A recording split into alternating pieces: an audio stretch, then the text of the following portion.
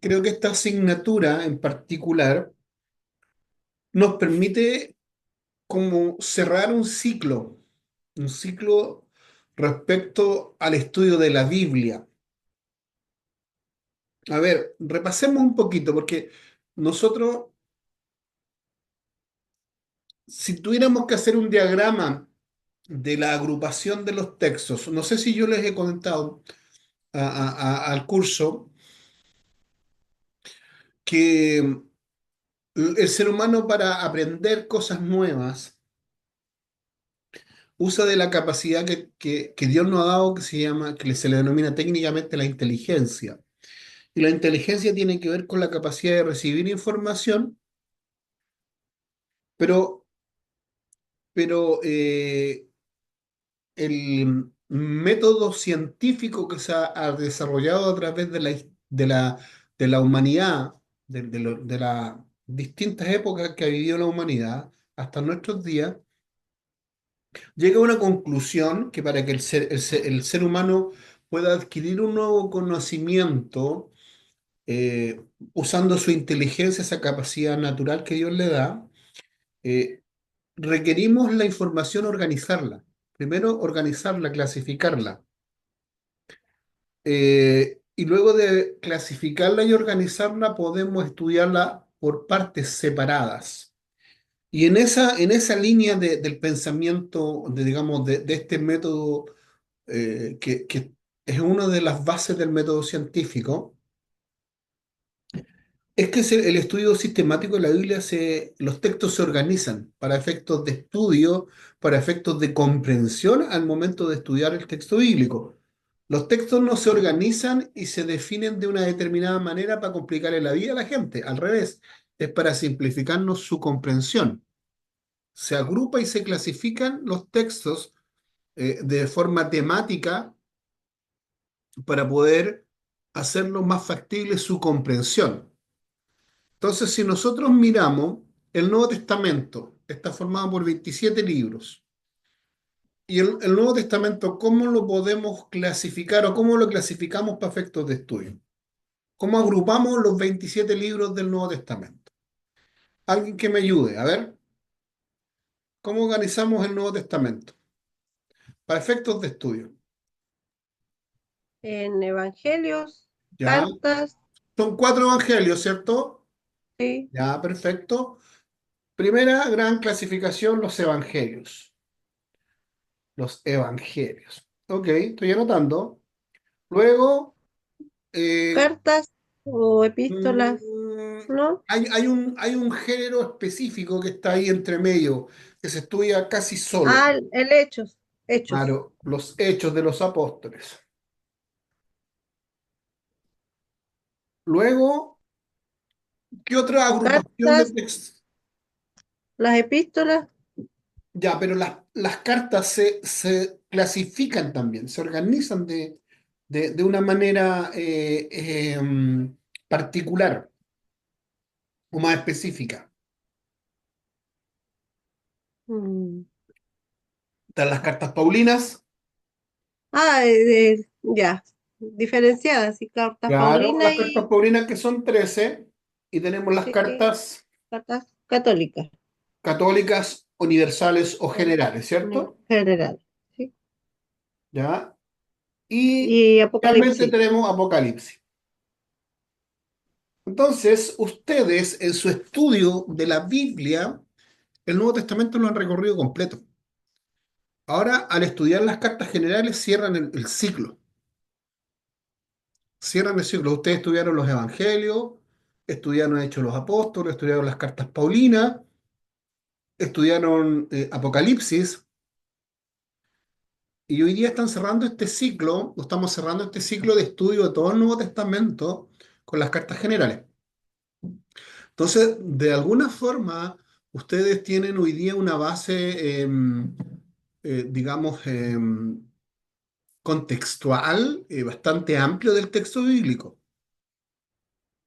Y quiero recordarles, porque se los menciono varias veces, no para fomentar en ustedes una soberbia o un orgullo, sino que ustedes tienen información que el común denominador de los creyentes no tiene. No sé si están de acuerdo conmigo, a ver. O todos los miembros de la congregación manejan este mapa contextual, el contexto de el Nuevo Testamento. Es algo, ese manejo de ese conocimiento, de esa información, como ustedes la han ido estudiando en forma rigurosa, en forma sistemática, con lecciones, con libros, con tareas, con clases, por casi 2 años. Me refiero a los que han estudiado el diplomado en Biblia, con las materias solo de Biblia, es un conocimiento de dominio popular en medio de las congregaciones, de todos los hermanos. Sin duda que no, sin duda que no. Entonces, de alguna manera yo les quiero transmitir a ustedes esa comprensión que ustedes han ido adquiriendo, ese manejo bíblico que ustedes han ido adquiriendo en estos 2 años, porque con esta materia, esta clase ya estamos terminando el diplomado en Biblia para el curso de Corcovado al menos, porque esta es la última clase del diplomado en Biblia. Se acaba el diplomado en Biblia. ¿Qué dicen los hermanos del diplomado en Biblia? ¿Se habían dado cuenta que estudiaron toda la Biblia?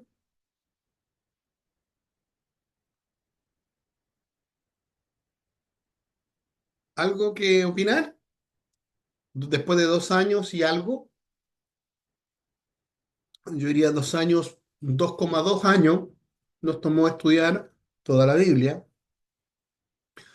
Eh, Sin duda, estudiar toda la Biblia desde el punto de vista contextual, no logramos ver verso por verso, no logramos hacer una exégesis de cada capítulo, porque eso es un trabajo ya más extenso que cada uno va a explorar y que los que deseen continuar estudios superiores después se van a ir especializando en Evangelio, algunos en Nuevo Testamento, otros en Antiguo Testamento, algunos en la Apocalíptica, otros en las cartas Paulinas, otros en las cartas generales, porque en general, miren, después del estudio que ustedes tienen, ven el diplomado en teología, después podría venir un bachiller en teología, una licenciatura, y después vienen las maestrías o los magíster.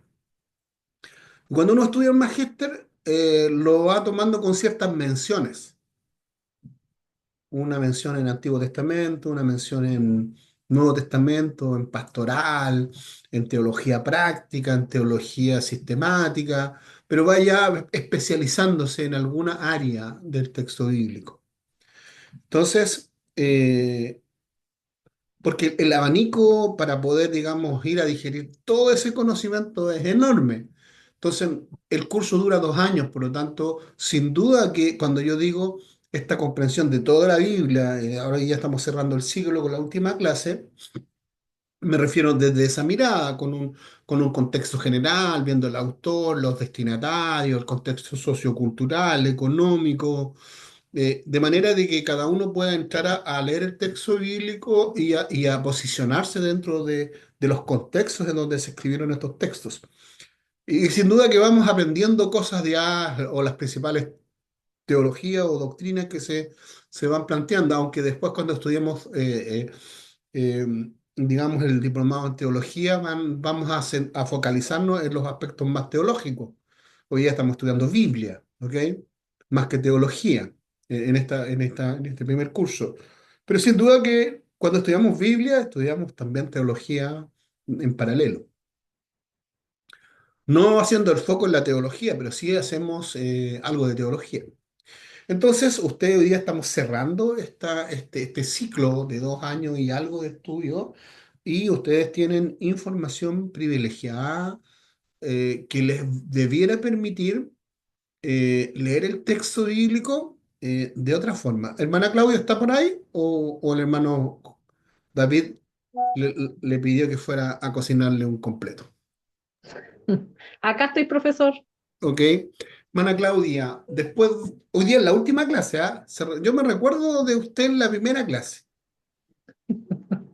Porque cuando se presentó, me acuerdo, yo le pedí a cada uno que se presentara a la primera clase y usted dijo, yo no había leído nunca la Biblia o había leído muy poco.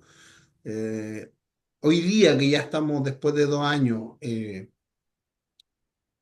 una percepción que usted tiene ese dominio del texto bíblico en términos generales? Estoy hablando, no en términos específicos. Ya les planteaba que para ir a algo más específico vienen otros niveles de estudio más acabados, con las Sí, sí. maestrías, especializándose en algunos aspectos.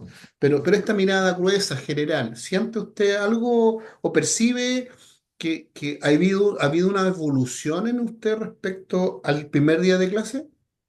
Sí, mucho. O sea, me encanta estudiar. De hecho, me encantaba ir los viernes a clase y muchas veces le decía, porque al principio mi esposo me decía, yo no te voy a ayudar, porque él siempre pensó de que él me iba a tener que terminar haciéndome las tareas y qué sé yo. Pues. Entonces, mis hermanos, algunos se reían porque nosotros sí hacemos las tareas distintas, no nos sentamos y él en sus tiempos, yo en mis tiempos, y eso me motivó a seguir estudiando, seguir aprendiendo. Yo sé que, como dice usted, esto en términos generales, pero aprendí mucho para no conocer nada, no sabía nada.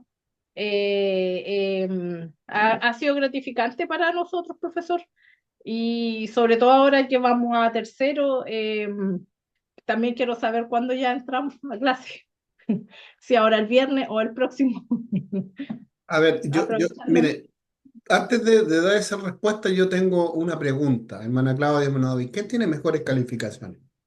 ¿Cuál de los dos tiene mejores calificaciones? No sé. No lo sé, David parece. No sé. Porque yo los vi muy competitivos los dos, ¿ah? Sí. Sí. Así que por eso no sé cuál de los dos tiene mejor nota. Ok, ok. Gracias, hermana Claudia. Bueno, Gracias a usted. como les decía, hoy día nos estamos terminando todo este desarrollo, deambular por todo el texto bíblico. Partimos desde el Antiguo Testamento con el Pentateuco, los libros históricos, los libros poéticos, los libros, los profetas mayores, los profetas menores, luego el Nuevo Testamento, sinópticos, Hechos de los Apóstoles, las cartas Paulinas, las cartas generales, la literatura juanina. Entonces, hemos tenido un deambular en estos 2 años y algo de todo el texto bíblico y hoy día estamos concluyendo, ¿ah? Así que creo que es una clase especial la de hoy día. Eh, Habría sido bonito haber tenido una completada hoy día. El curso partió con una completada, me acuerdo. Pero bueno, ok, vamos a terminar. Es importante que vamos a terminar. Eh, Así que vamos a ver ahora el texto de Pedro. Vamos a estudiar Primera de Pedro. Ese es el gran objetivo de hoy día. Así que voy a proyectar las diapositivas. Entiendo que ya estoy grabando, así que vamos. Hermana Evelyn, adelante. Disculpe, profesor, una pregunta, que como usted dice que hoy es la última clase y hace un momento atrás dijo que no íbamos a alcanzar a ver todo Segunda de Pedro, ¿Sí? no, No, ¿cómo va a ser no eso? la vamos a estudiar. Ah, va a quedar así nomás. ¿Sí? Y Judas tampoco. Sí. Esa la van a leer ustedes. Yo les envío unos libros Ya, para que las lean. Porque ya. ustedes Gracias. debieran a esta altura ya tener una biblioteca importante. Eh, Ok. Debieran ustedes ya tener una capacidad, de hecho la tienen, yo estoy seguro que la tienen, de poder, yo estoy seguro que ustedes hoy día escuchan una clase, escuchan a un predicador, escuchan un estudio bíblico, y ustedes ya tienen la capacidad de discernir que estás dentro de una línea bíblica teológica sana, a una línea bíblica teológica un poco aventurada, para ser gentil con las palabras, ¿ok? Para ser gentil con las palabras, solamente eso. Porque ya ustedes son alumnos de segundo año, ya alumnos con alta expertise. Y como decía, los que vienen del diplomado en teología ministerial ya tienen 5 años de estudio, entonces estamos hablando de alumnos avanzados ya. Eso, así que creo que ustedes tienen la capacidad con lo que hemos estudiado, lo que vamos a ver hoy día de la primera epístola de Pedro, el leer segunda de Pedro o contextualizar segunda de Pedro es bastante más sencillo, ¿ok? Bastante más sencillo. Así que vamos a ver primera de Pedro. Respecto a primera de Pedro, podemos decir que esta carta, esta epístola, tiene un foco, tiene un enfoque principal, que es la esperanza para, si podemos decir que Pedro tiene algo en mente o el autor de la carta tiene algo en mente para sus lectores, es plantearle esperanza. Esperanza porque ellos están en medio de sufrimientos. Ellos están en medio del sufrimiento, por lo tanto esta carta apunta a producir esperanza en sus lectores. De hecho, el tema del sufrimiento se plantea de forma directa e indirecta por lo menos 20 veces en la carta. ¿Y la carta cuántos capítulos tiene?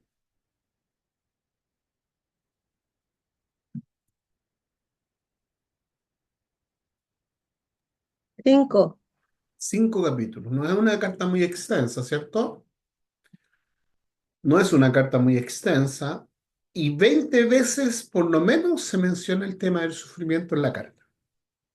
Entonces, es uno de los temas preponderantes del texto bíblico, pero apunta a producir esperanza en los miembros o los lectores de la carta en medio de sus procesos de sufrimiento.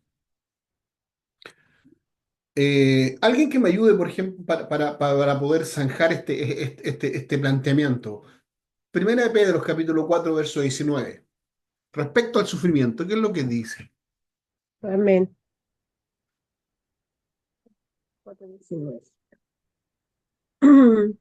Dice, de modo que los que padecen según la voluntad de Dios encomienden sus almas al fiel Creador y hagan el bien.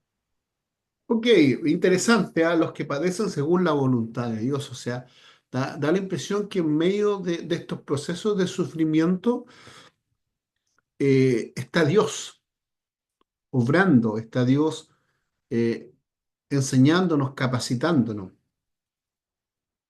Entonces es una referencia muy directa a estos procesos de sufrimiento, de padecimiento que cada creyente en sus distintas dimensiones va teniendo o va a tener. Si no los ha tenido, va a tenerlos. Y los anima a los creyentes que están padeciendo ciertos sufrimientos por la voluntad de Dios, que los sufrimientos de Cristo, o sea, les plantea los sufrimientos de Cristo en reiterados textos, ahí les dejo varios textos, y los alienta a sus lectores a seguir el ejemplo de Jesús. Si Jesús padeció, eh, y finalmente triunfó, finalmente logró el propósito de su venida a este mundo, alientan a los lectores a seguir el ejemplo de Cristo. Y respecto al sufrimiento, alguien que lea, estamos hablando de 1 de Pedro 4:12, alguien que busque luego 3:14. 4:12, ¿qué es lo que dice? Por favor, Yo lo leo, profesor, amén. adelante. Dice, amados, no os sorprendáis del fuego de prueba que os ha sobrevenido, como si alguna cosa extraña os aconteciese. Hermano David, ¿cuál es el planteamiento ahí que usted visualiza en forma muy, muy primaria, muy preliminar respecto al sufrimiento? Eh, bueno, nos motiva que no perdamos no perdamos el control. con respecto a lo que Ok, ha venido. ok, pero yo iría un poquito más específico todavía o más tajante. Miren, yo donde trabajo, yo trabajo en una industria maderera, en la industria, y hay un eslogan que siempre se nos reza, se nos plantea en la industria maderera donde yo trabajo, que está casi toda la industria maderera sometida a eso. Nos dicen que lo único permanente es el cambio, para plantear que la industria maderera está constantemente sujeta a cambios de mercado, a cambios de precio, a cambios de estructuras de trabajo, orgánicas. Yo en los años, llevo más de 25 años en la industria de la madera entre dos empresas, Arauco y la actual que trabajo. Y he visto un montón de reestructuraciones, de cambios, de innovaciones tecnológicas, y estoy de acuerdo que en la industria el cambio es permanente, o sea, constantemente hay cambio. Aquí, el texto de Primera de Pedro, capítulo 4 verso 12 nos indica que es sin duda, sin lugar a duda, vamos a enfrentar periodos de ciertos padecimientos. No sé si puede leer de nuevo el 4.2, hermano David. Sí, amén. Respecto a que es como que es inevitable vivir algún periodo de sufrimiento o de padecimiento. Da la impresión que eso quiere decir el texto. Sí, claro. ¿Lo puede leer de nuevo? Sí, amén. Dice, amados, no os sorprendáis del fuego de prueba que os ha sobrevenido, como si alguna cosa extraña os aconteciese. No os sorprendáis, ¿cierto? Porque si están pasando pruebas, no se sorprendan, porque es casi inevitable esos procesos. Es casi inevitable que un hijo de Dios que está dando fruto, Dios lo limpie, como dice la parábola, para que dé más fruto. Entonces, es inevitable que estos procesos ocurran en la vida de los creyentes. Lo extraño sería no vivirlos. ¿Ok? Eso es un poco lo que plantea. No es que Pedro, perdón, esté tratando de normalizar el sufrimiento, sino lo que está tratando de plantearnos es que eh, es lo esperable y que no nos sorprende esa situación. ¿Ok? Luego, el capítulo 3 verso 14, ¿quién lo puede leer, por favor? Entonces, es esperable vivir procesos de padecimiento y sufrimiento. Ahora, Amén. Amén. Yo. adelante, Ah, hermano ya. Claudio. Pero aun si sufren por hacer lo correcto, Dios va a recompensarlos. Así que no se preocupen ni tengan miedo a las amenazas. Ok, ahora, cuando estemos viviendo tiempos de padecimiento por causa de sujetarnos a la voluntad de Cristo, a la voluntad de Dios, no nos desanimemos, no nos perturbemos, no nos compliquemos, no nos enrollemos, porque ese proceso de padecimiento va a tener inevitablemente una recompensa de parte de Dios si estoy sufriendo por causa de Cristo y de su evangelio. Porque a veces nosotros sufrimos por nuestras propias concupiscencias, ¿ah? Pero aquí se está refiriendo a padecer o a sufrir alguna situación o vivir una situación apremiante por causa de intentar hacer la voluntad de Dios. ¿Ok? Entonces, no nos, no nos perturbemos, no nos atolondre, no nos asedie, no nos enferme, no nos llene de estrés el vivir algún proceso de padecimiento. Yo le he comentado en un par de ocasiones a los alumnos del curso de Corcovado, el estoicismo plantea el cómo el ser humano debiera intentar administrar el dolor y el sufrimiento. Y uno de los estoicistas, Marco Aurelio dice lo siguiente, un precursor del estoicismo dice que las cosas externas nos van a afectar en la medida que yo deje que esas cosas me afecten, las cosas externas. Por ejemplo, si a usted se le quema una casa o su casa, para una persona puede ser el fin del mundo, ¿cierto? Si que la persona acepta que para ella se transforme el que se le queme la casa, el fin del mundo. Pero otra persona podría tomarlo como una oportunidad para construirse una mejor casa. ¿Que es un desafío? Es un desafío, sin duda. ¿Que es un problema, pero de acuerdo a la mirada estoica o del estoicismo, las cosas externas me van a afectar en la medida que yo deje que me afecten.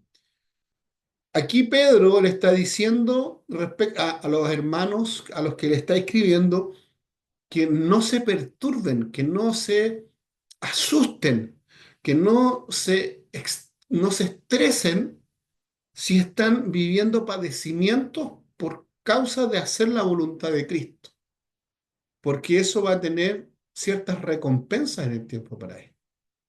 ¿Ok? No es lo mismo que el estoicismo, pero de alguna manera, porque el estoicismo es una filosofía griega, no necesariamente es un planteamiento neotestamentario, pero sí el planteamiento del Nuevo Testamento tiene un cierto vínculo con el estoicismo en el sentido de que una esperanza,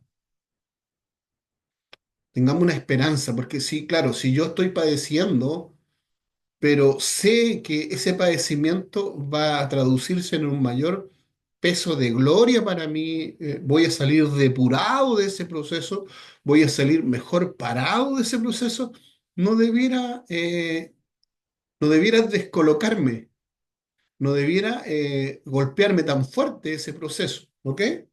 Entonces, un poco eso respecto al sufrimiento plantea el texto de Primera de Pedro, porque es el concepto principal que plantea es el sufrimiento. Primero, nos exhorta a esperar que van a venir momentos de sufrimiento. Luego, si estamos viendo procesos de sufrimiento por causa de hacer la voluntad de Cristo, no nos asedie eso, no nos complique, porque eso va a traer un beneficio en algún momento a nosotros, esa situación.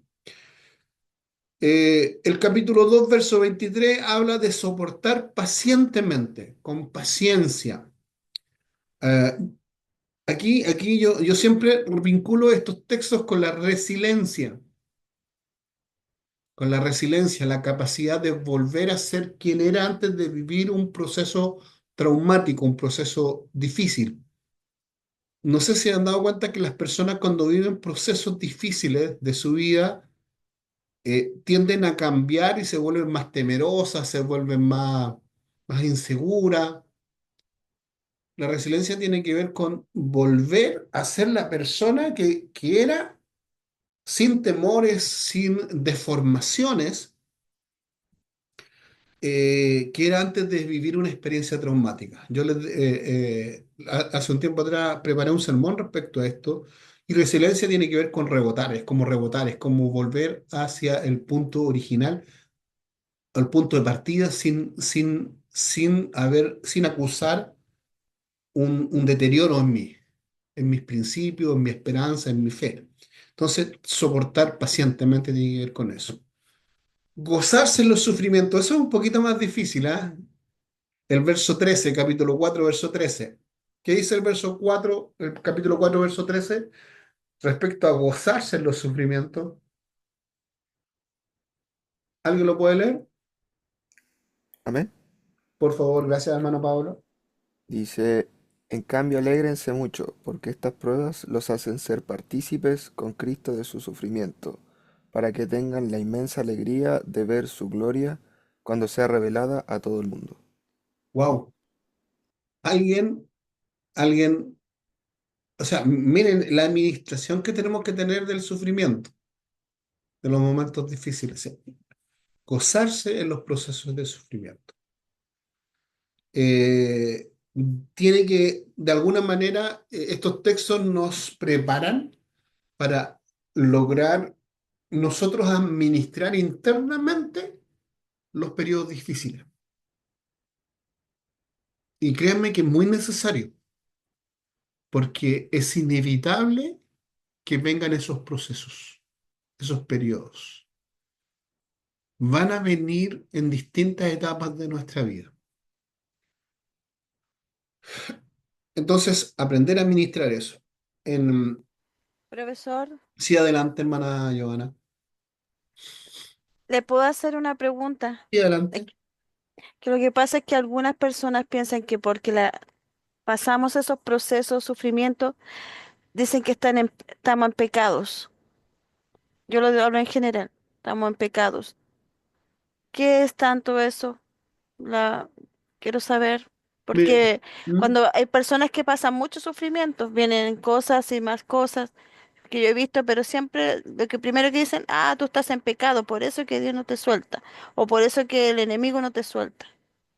Bueno, respecto a eso, yo lo que puedo plantear que había una mirada judía respecto a que las personas que hacían la voluntad de Dios o cumplían con la ley eran recompensadas en este mundo.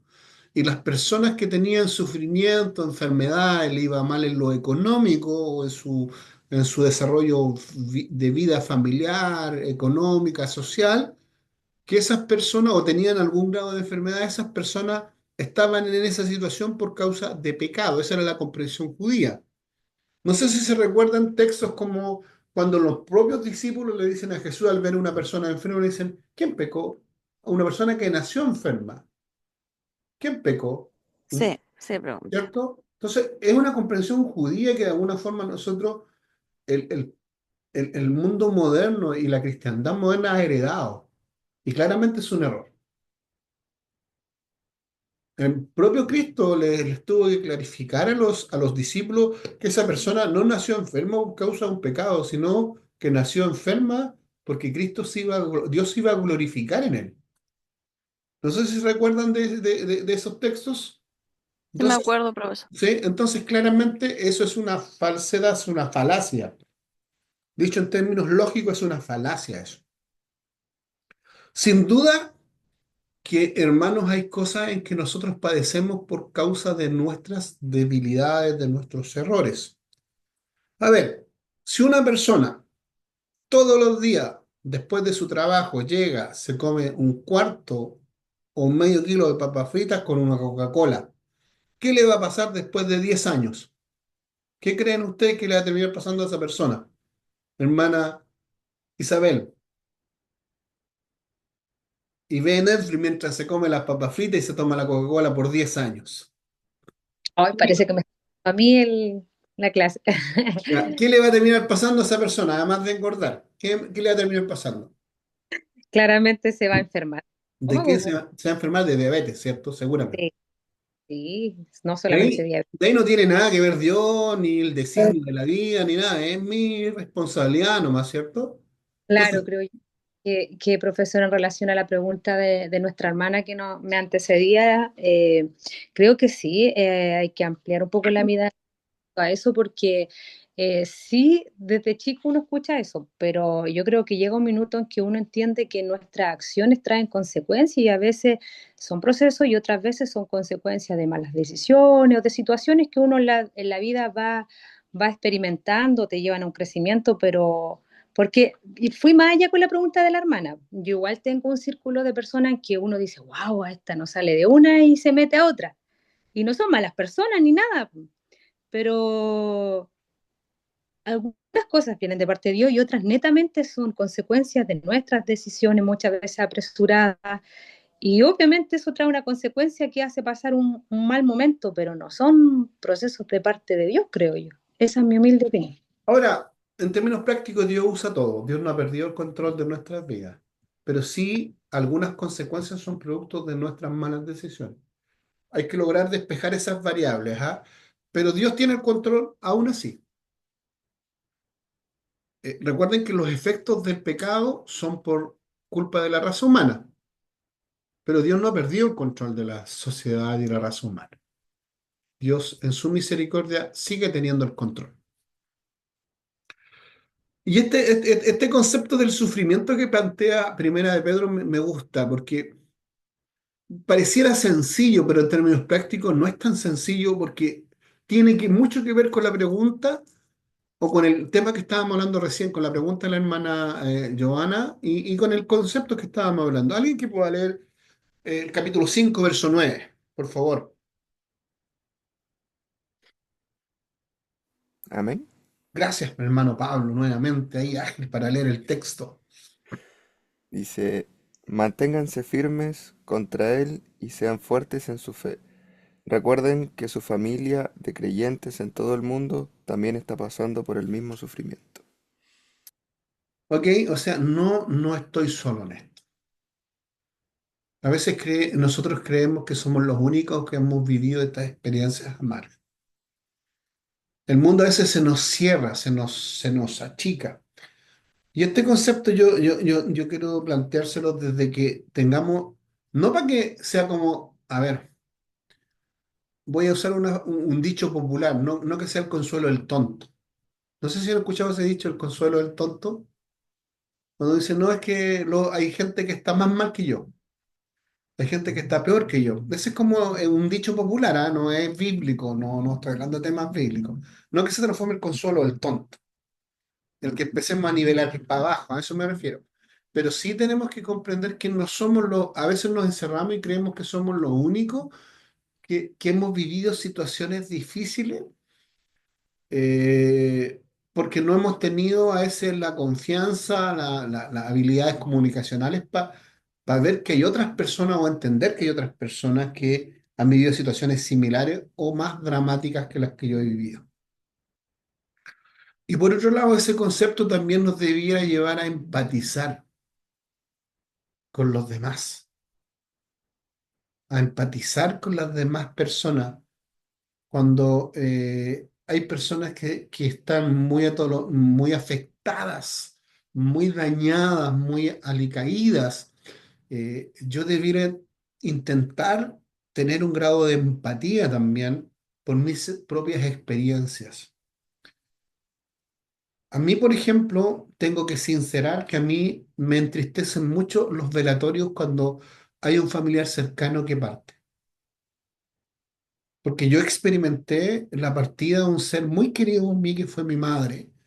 Y creo, a mi experiencia, ya siendo un hombre de 54 años, creo que en mis 54 años fue la experiencia más dolorosa que he vivido el fallecimiento de mi madre. Por lo tanto, cuando una persona experimenta algo así, a mí mi memoria emotiva me hace recordar ese periodo duro de mi vida, pero también me permite empatizar con las personas. Nosotros tenemos una memoria emotiva donde nos acordamos de emociones eh, fuertes, positivas o negativas que hemos vivido. Entonces, mi memoria emotiva me hace recordarme de eso. Y si bien es cierto, para mí fue muy desagradable ese periodo, pero cuando suceden esas cosas a otras personas, a mí me permite empatizar con ellos. Entonces, el reconocer que hay otras personas que han sufrido o otras personas que van a experimentar cosas similares a las mías de vida, que a mí no me han agradado, que a mí me han costado mucho sobreponerme a ellas, me debería ayudar a intentar empatizar. ¿Ok? Eso. Y por último, el planteamiento que hace Primera de Pedro respecto al sufrimiento es que tenemos que tener la consideración que perdón, el sufrimiento tiene un valor, nos va a dar una bendición determinada. Capítulo 4 verso 14, alguien leyó recién el capítulo 4 verso 13. El verso 14 dice algo, y hay varios textos más de en Primera de Pedro que nos plantean que el sufrimiento no es gratis. El sufrimiento por la causa de Cristo no es gratis, tiene premios, tiene recompensas, tiene valor. ¿Alguien lo puede leer? Capítulo 4 verso 14. Yo, Amén. profe, Ah, ya, Ya, hermana dale. Giovanna. si sois vituperados por el nombre de Cristo, sois bienaventurados, porque el glorioso Espíritu de Dios reposa sobre vosotros ciertamente, de parte de ellos. Él es blasfemado por vosotros, pero por vosotros es glorificado. Amén. Entonces, el sufrir por la causa de Cristo, hermano, no es solo sufrir, tiene una recompensa. Vamos a alcanzar algún peso de gloria, vamos a salir bendecidos. El texto habla de bendiciones, de bienaventuranzas. Entonces, da la impresión que sufrir no es bueno. Sin duda que en el momento no es saludable, no es agradable, pero los que sufren por la causa de Cristo van a tener una recompensa formidable. Por lo tanto, creo que el texto sin duda que anima la esperanza en medio del sufrimiento. Es una de las casas, de los aspectos fundamentales de Primera de Pedro, ¿ok? Avancemos.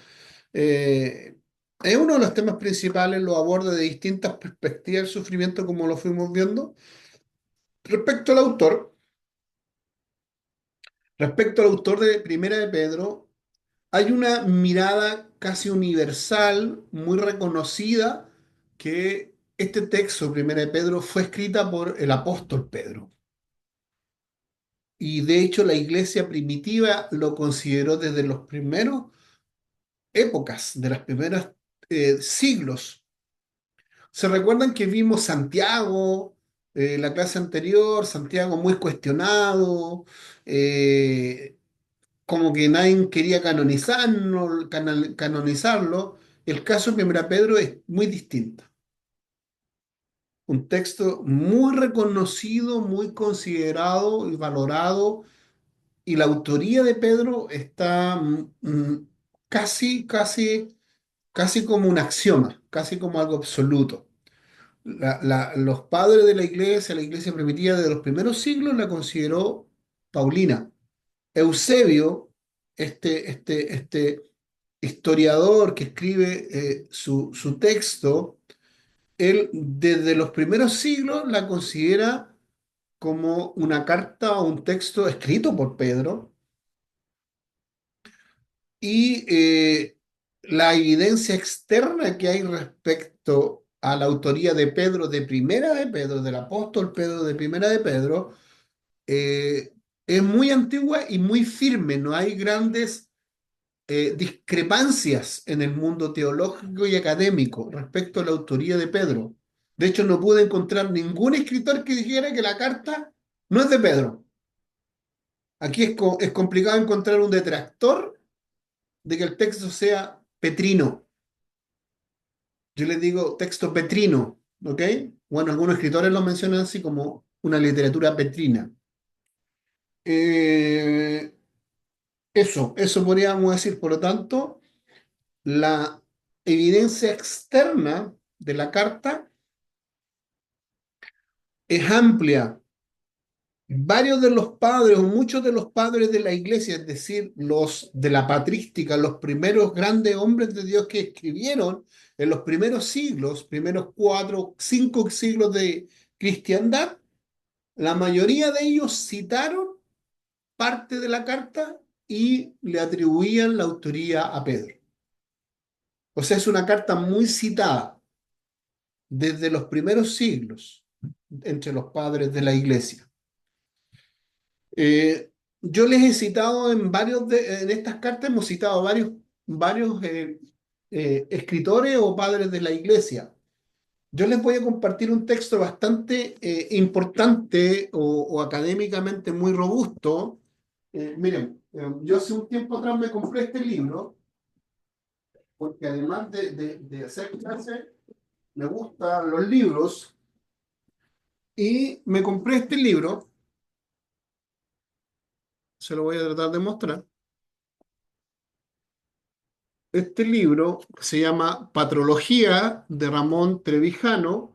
Él es un escritor católico, pero él habla de los padres de la iglesia. Es un libraco, es un tremendo libro donde podemos estudiar la patrística. Es un libro muy bueno, de muy buen nivel, es de historia sin duda, pero historia desde el aporte que hizo cada uno de los padres de la iglesia. Y aquí van a encontrar información potente y robusta de muchos de estos estas citas externas que estamos hablando, de Eusebio, de los padres capadocios, de los padres eh, griegos, de los no griegos, de los de Oriente, de Occidente, yo lo tengo en PDF y sí que se los voy a compartir. Ojalá que en algún momento se animen a leerlo. Ahora este no es un libro para leerlo, es un libro para estudiarlo, porque tiene alta historia, ¿ok?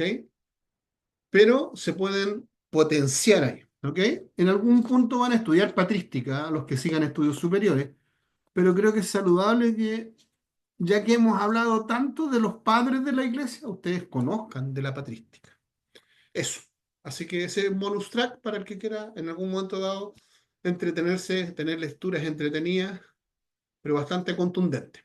Eso. ¿Ok? Bueno, siguiendo con el tema, entonces la evidencia externa que hay es abundante respecto a la autoría de Pedro, de Primera de Pedro. Dicho eso, no hay mucha contradicción, no hay bastante, digamos, acuerdo, concordancia entre los escritores de los primeros siglos respecto a que este texto fue escrito por Pedro. Ahora, eso es la evidencia externa. Recuerden que nosotros siempre vamos a ver la evidencia externa y la evidencia interna, es decir, lo que declara el propio texto. Y para eso, para partir con la evidencia interna, hay que leer el capítulo 1, verso 1. ¿Qué dice el capítulo 1, verso 1? Respecto a quién escribió la carta. La evidencia interna, lo que el propio texto Pedro. declara sobre su escritura. Hermana Evelyn. Pedro, dice, Pedro, apóstol de Jesucristo a los expatriados de la dispersión en el Ponto, Galacia, Capadocia, Asia y Bitinia. Ok. Entonces, la evidencia interna que tenemos aquí no es ambigua, es bastante contundente y clara. No Pedrito, Pedro, el que se parecía a Pedro, el que con alguna sombra, con una figura aquí, Pedro se presenta como el autor, el apóstol, ¿cierto? Se presenta como el autor en la carta. ¿Ok?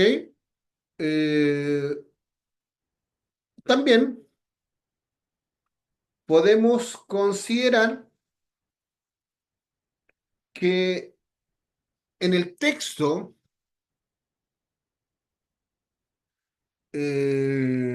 cuando Pedro plantea, el escritor, el autor de la carta, plantea, por ejemplo, les dice en el capítulo 5 verso 5 dice a sus lectores, dice, revestidos de humildad. Cuando le dice revestidos de humildad. Para muchos escritores, esa frase, ese planteamiento del escritor de Primera de Pedro en capítulo 5 verso 5 se hace muy similar a las experiencias que Pedro tuvo con Cristo. Y aquí, para muchos escritores, cuando Pedro o el escritor de Primera de Pedro dice esto, es como muy vinculado, muy relacionado a este proceso, más que este proceso, a este momento que vive Jesús antes de ser entregado, cuando cena con los discípulos o antes de cenar le lava los pies a los discípulos. Entonces, este de revestidos de humildad, de Primera de Pedro, capítulo 5 verso 5 está muy relacionado, pareciera que el autor está citando esta experiencia cuando Cristo lava los pies de los discípulos. En Juan capítulo 3, verso 3 al 5, por ejemplo. Da la impresión que está hablando de criterios, de conceptos de humildad similares. Similares. Luego, en el capítulo 5, verso 2, el autor de Primera de Pedro le sugiere a sus lectores, dice, apacentar la grey de Dios.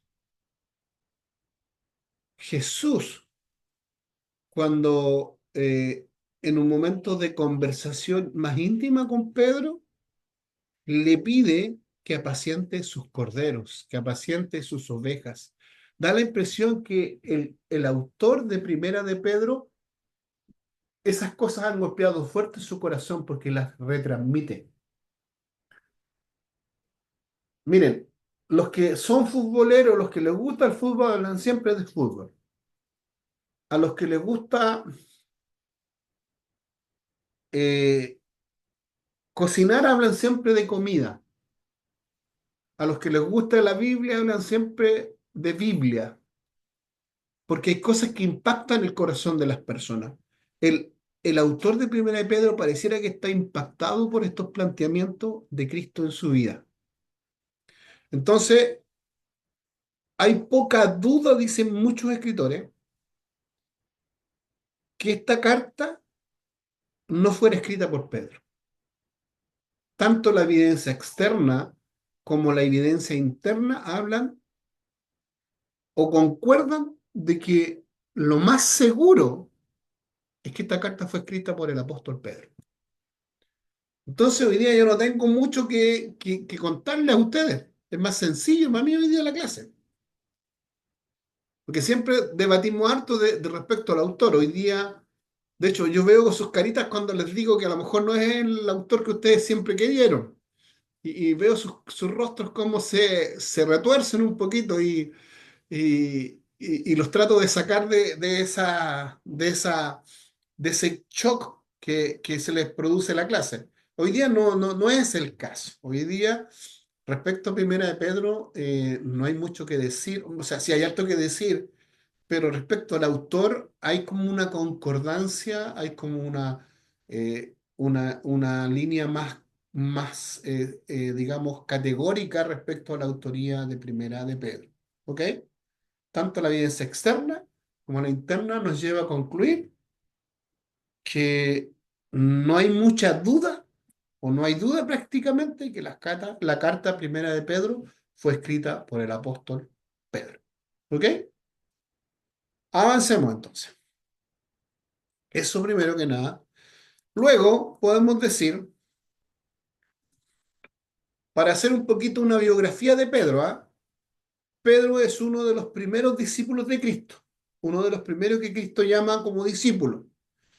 Los relatos de los evangelios nos hablan de un apóstol impulsivo que tiene mucha confianza. Yo no te voy a negar jamás, le dijo a Jesús, ¿cierto? Impulsivo, con mucha confianza. Sacó la espada para defender a Cristo en Getsemaní. Un tipo impulsivo y con mucha confianza en sí mismo. Obviamente en el principio, cuando comienza a ser discípulo de Cristo, pero luego ahora lo vemos a un tipo más humilde, más maduro, porque ha adquirido experiencia con Cristo. El Espíritu Santo ha obrado en su corazón. Además, Pedro, junto con Jacobo y Juan, forman el círculo más cercano de Cristo, el círculo íntimo. Estos tres discípulos, hay 12 discípulos, pero estos tres discípulos son llevados a situaciones especiales que los demás no tuvieron la posibilidad de ver. La resurrección de la hija de Jairo, la transfiguración y un par de eventos más que no me recuerdo en este momento. Entonces se habla del círculo cercano de Cristo. Pedro, Juan y Jacobo. Pedro entonces parte del círculo cercano de Cristo. Para muchos, Pedro es el apóstol de la circuncisión, llamado por Cristo, por Dios, para promover la fe entre los judíos, entre los circuncidados. La tradición de la iglesia nos dice que él murió, fue martirizado o murió por ahí por el año 67 después de Cristo en Roma. Jesús le anticipó que él iba a morir de una manera muy violenta. Y su muerte ocurre en el reinado de Nerón, por ahí por el 67 después de Cristo, porque Nerón llegó a ser emperador de Roma por ahí por el 64, ¿ah? Después de Cristo. La tradición de la iglesia señala, no solo lo dicen los textos bíblicos, señala la tradición de la iglesia que él fue crucificado por petición de él cuando él iba a ser crucificado, porque él, de acuerdo a la tradición de la iglesia, fue condenado a morir en la cruz, pero él no se siente digno de morir como su maestro. Eso dice la tradición de la iglesia y que solicita morir crucificado al revés, cabeza abajo. Entonces, desde muy iniciada la iglesia, se habla de este martirio de Pedro o su muerte, crucificado, cabeza abajo o al revés, básicamente porque él no se sentía digno de morir igual que Jesucristo. ¿Ok? Luego, ¿a quién está destinada esta carta? ¿Quiénes son los destinatarios? Hablamos un poquito de Pedro, hablamos del autor, hablamos del objetivo principal de la carta. Ahora vamos a ver cuáles sus destinatarios. Eh, Capítulo 1, verso 1, por favor, léanlos de nuevo respecto ahora a los destinatarios, no respecto al autor, pero tenemos que leer el verso 1. ¿A quién está dirigiendo Pedro el apóstol esta carta? Por favor, alguien que lo relea.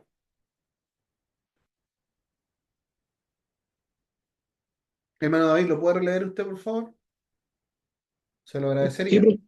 Gracias. sí. Dice, el verso 1 lo leo todo. El verso 1, Dice, capítulo 1, verso 1. Pedro, apóstol de Jesucristo, a los expatriados de la dispersión en el Ponto, Galacia, Capadocia, Asia y Bitinia. Ok, Ujú. entonces Pedro, el autor de la carta, nos, nos, nos informa, nos ilumina respecto a los destinatarios. Son los extranjeros esparcidos en las provincias de Ponto, de Galacia, Capadocia. Miren, acá hay un mapa. Aquí está Italia, aquí está, por acá debería estar Palestina, aquí está la isla de Creta, aquí está, por aquí debería estar Efeso, y aquí está Bitinia, el Ponto, Galacia, Capadocia. Es decir, la parte norte de Asia Menor. Pablo, el apóstol Pablo, se focalizó principalmente en esta franja de Asia Menor. Aquí formó muchas iglesias en Efeso, en Licaonia, en Cencrea, en todo este lugar más, en la parte más sur de Asia Menor. Esto es Asia Menor. Miren, síganme con el mapa. Esto es Asia Menor. Aquí está Asia Menor. Perdón, moví el mapa. Esto es Asia Menor. Y podríamos decir que de alguna forma Pablo predica en la parte sur. Es decir, voy a tratar de hacer una línea para explicarlo. A ver, denme un minuto. Aquí parece que tengo cómo hacer una línea. Da la impresión, mire, el color que me salió no fue el más visible. Aquí sí. Da la impresión que Pablo predica y establece congregaciones eh, desde aquí hacia abajo. A ver. Pablo establece congregaciones de aquí hacia abajo, en la parte sur de Asia Menor. A los que está saludando Pedro son hermanos o iglesias que están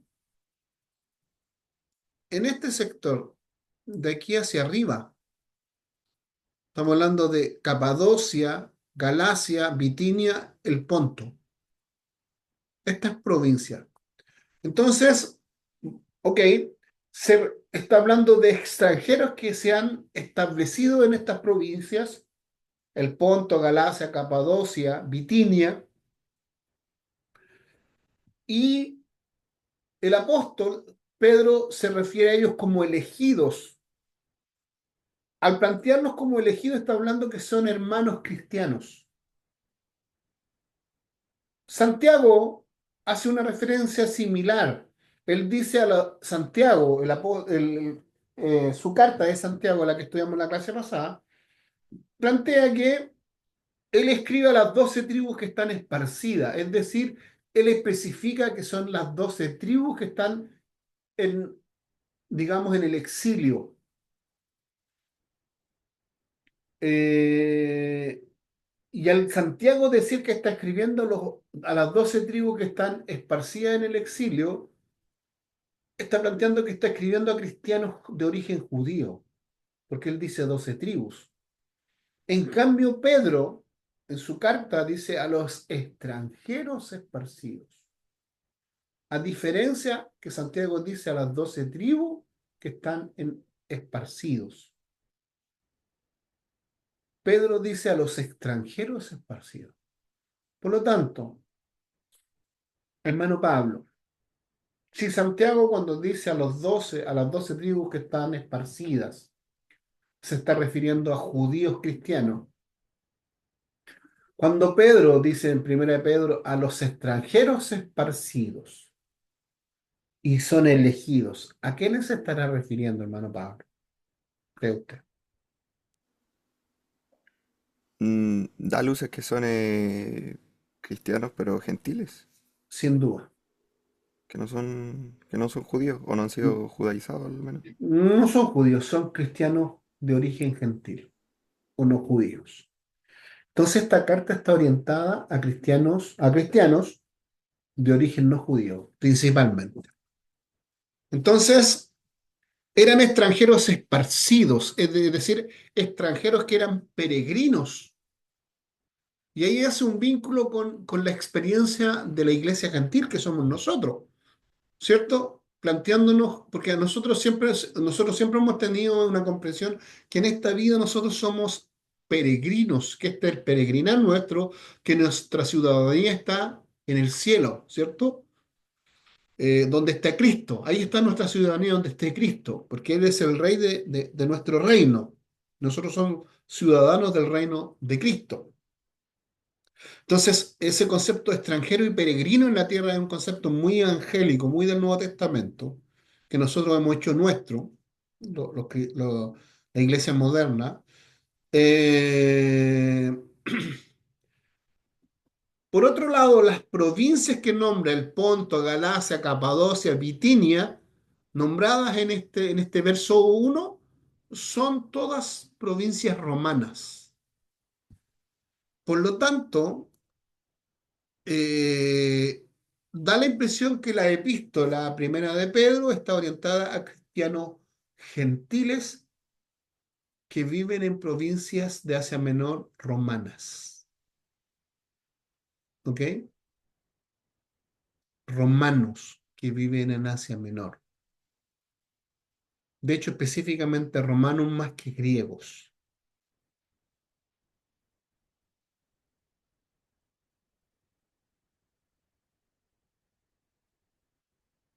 Respecto a cómo se formaron estas iglesias, sabemos nosotros que, como bien les dije, Pablo y sus equipos ministeriales que fueron a predicar por Asia Menor y luego fueron a Macedonia, pero en Asia Menor, aquí estamos hablando de Asia Menor, que Asia Menor es este sector.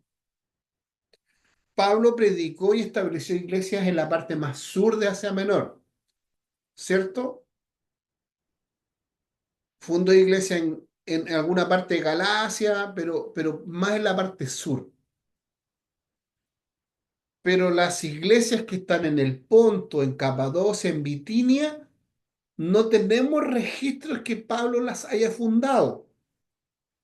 Probablemente convertidos que Pablo fue, fue a los que les fue predicando en estas ciudades donde él estableció iglesias, luego se convirtieron en evangelistas y llevaron la fe al lado norte de Asia, que un poco era la estrategia de Pablo, ¿ok? De que se comenzara a predicar el evangelio en distintos lugares partiendo de ciudades principales. Entonces, estas congregaciones no las formó directamente Pablo, probablemente convertidos de los viajes misioneros de Pablo en la parte sur de Asia Menor, llevaron la palabra al lado norte, ¿ok? A la parte de arriba, al hemisferio norte. Eh, Eso, entonces, los creyentes a los que se está dirigiendo Pedro son la mayoría gentiles y ciudadanos romanos, la mayoría. Siempre hay un judío o un chileno. Probablemente había un chileno ahí en Bitinia, ¿ok? Eso no lo puedo asegurar, pero eran principalmente gentiles romanos. Eh, Eso, avancemos. Bueno, ¿cuál es la fecha de escritura?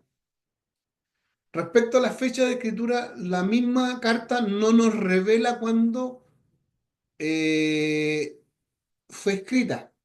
Sí nos dice que eran cristianos y estaban bajo la dirección de ancianos.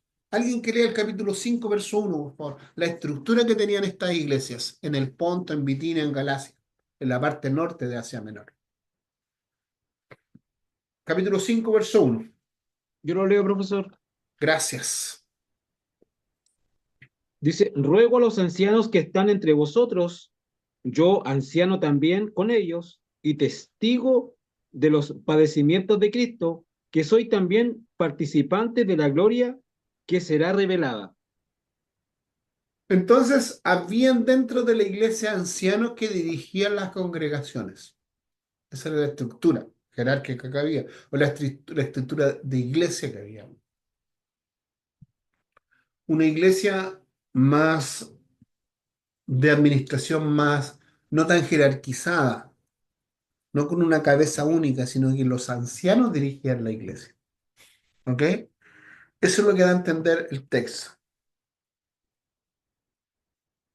De acuerdo a lo que plantea el propio Pedro en su carta, estas comunidades estaban sufriendo cierta clase de persecuciones.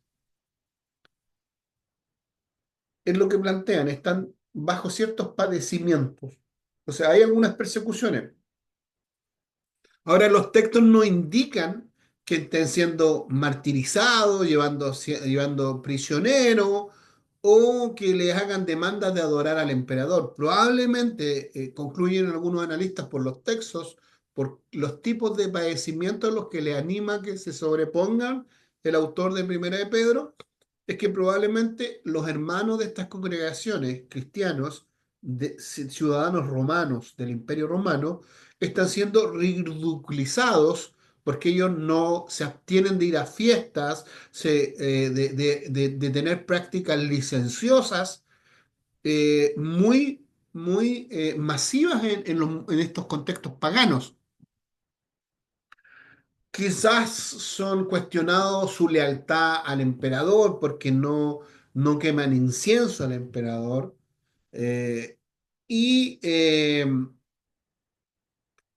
probablemente se producen ciertas presiones sociales importantes y que está produciendo que algunos, al verse, digamos, presionados importantemente por la sociedad romana en donde viven, pagana, y por sus costumbres paganas, algunos estén eh, considerando eh, amalgamarse con estas costumbres para no ser cuestionados socialmente, para salir airosos en el mundo social donde se desenvuelven. ¿Ok?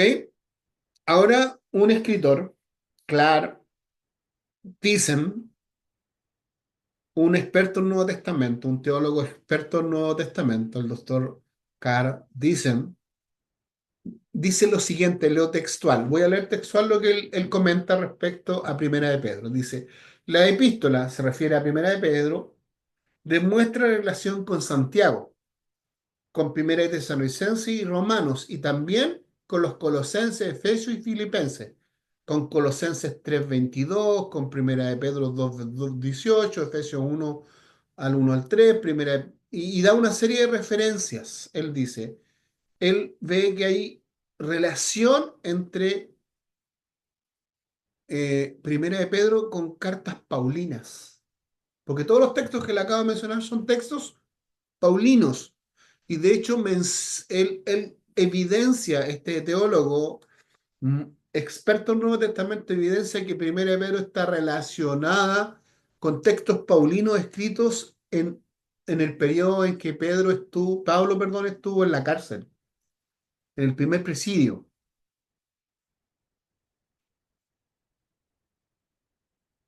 Entonces, lo que ve este teólogo, experto en el Nuevo Testamento, si la carta Primera de Pedro está vinculada, está relacionada con textos que escribió Pablo estando en su primer presidio. Hermana Evelyn, ¿está por ahí?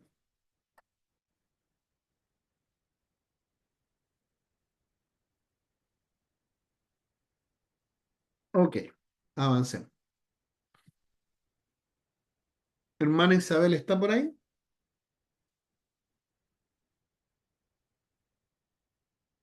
Amén. Sí, sí, sí, sí, sí. Ya. Este teólogo, Clark Dicen, plantea que Primera de Pedro, de alguna forma, está relacionada con lo planteado en las cartas de Pablo, escritas incluso no solo en sus primeros viajes misioneros, sino en su primer presidio, en el periodo en que estuvo prisionero en la cárcel, en Roma. Si Primera de Pedro tiene relación con los contenidos de las cartas paulinas en el periodo en que Pablo estuvo prisionero, desde esa mirada, de esa comprensión, la carta Primera de Pedro, si está relacionada con el texto de Pablo, al punto de plantear cosas similares, pareciera que Pedro, cuando escribe su carta, tiene en mente algunos conceptos que plantea Pablo en sus cartas de la prisión, del periodo en que estuvo prisionero. Primera de Pedro estaría escrita antes que las cartas de Pablo en la prisión o después, si es que está de alguna forma influenciada por los textos de Pablo. ¿Qué opina usted? De acuerdo a esa mirada, debería ser después, pues. Exacto, esa es la conclusión a la que llega Thyssen. Y él propone en función de esa comprensión, porque es muy complejo situar la época, él plantea como una fecha probable de la escritura de esta carta el año 65. ¿Por qué tiene que ser antes del 67? Porque la tradición de la iglesia dice que Pedro fue muerto el año 67. Entonces el rango de acción se va acotando. Primero, dice, o llega a concluir lo mismo que concluyó la hermana Isabel.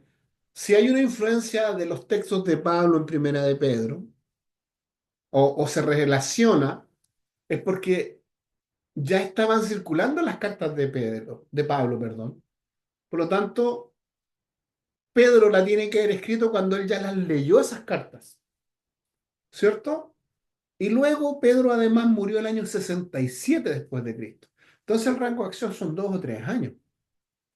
Y por eso Tisel llega a plantear como fecha probable de la escritura el año 67, un par de años antes de la muerte de Pedro.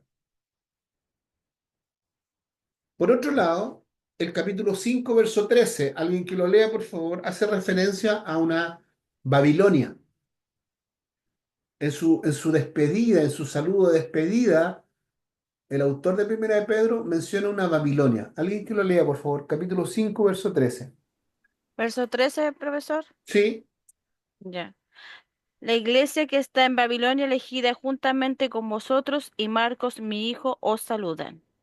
ok, es decir, está con Marcos, ¿cierto?